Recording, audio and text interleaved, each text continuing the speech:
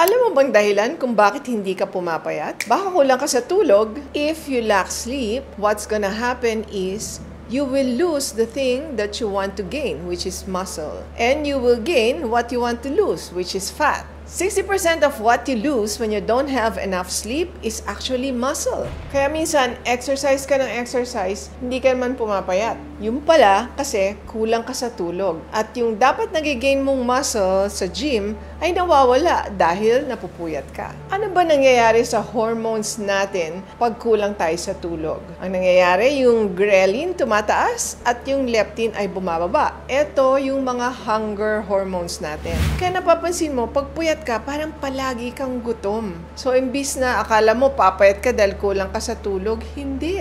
Tumataba ka pa nga dahil hindi ka nakakaramdam na busog ka na at dapat tumigil ka ng kumain.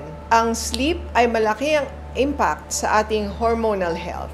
Sleep controls your appetite more than willpower ever could. Kaya kahit dedicated ka sa pag-exercise at pagda-diet, pero hindi ka natutulog ng tama, tataba ka pa rin. Ask Dina.